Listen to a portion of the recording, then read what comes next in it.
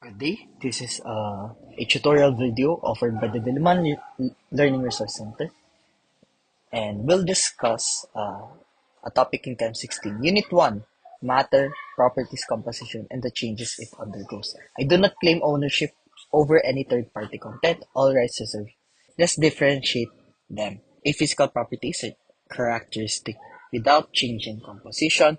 On the other hand, a chemical property is a characteristic with change in composition. So, isipin nyo na lang na yung physical property, it involves your five senses. Color, malleability. Malleability, yan yung paano na-deform yung isang matter. For example, pag pinukpok mo yung iron or gold bar, for example. Brittleness naman is paano mo siya gagawang maging wire. For example, a copper. From a copper metal, nagiging copper wire siya.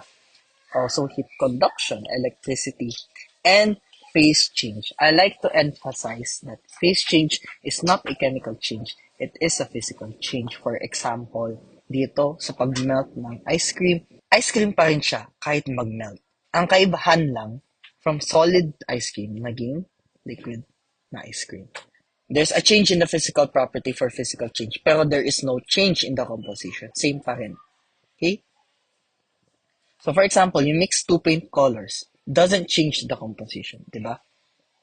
Pero, for the chemical change, it changes both the physical property and the composition. And yes, it involves change in color. So na-indicate ko dito na yung color isa siyang physical change. Pero, change in color is also a manifestation of chemical change. As long as there's a change in the composition. For example, rusting. This is an iron nail. So, ang chemical formula ng iron ay Fe. Iron is a chemical composition. Once na nag-react siya with oxygen, nagiging iron oxide siya. Iron, nagiging iron oxide. This is the formula for iron oxide. So there's a change in composition, the chemical composition.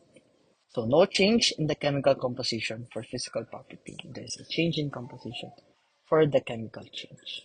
Let's differentiate naman extensive from intensive.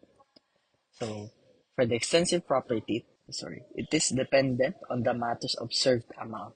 Observed amount. For example, from 1 ml of water, compare mo siya sa isang cup ng water.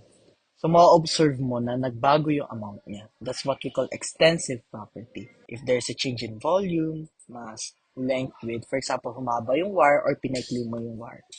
For the intensive naman, it is independent on the matter's observed amount. So, whether palakihin mo yung matter o paliitin, hindi pa rin magbabago yung property na yun.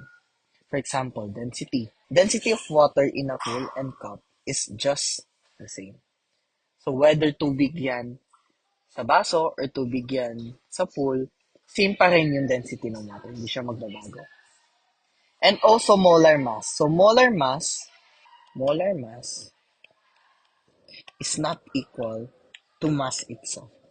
So, yung molar mass in 1 mole. Yun yung tinatawag na molar mass.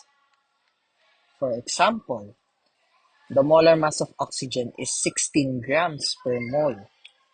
16 grams per mole. So, ibig sabihin, kahit paramihin mo yung oxygen, ang molar mass ng oxygen, 16 grams per mole. Hindi siya magbabago. Okay?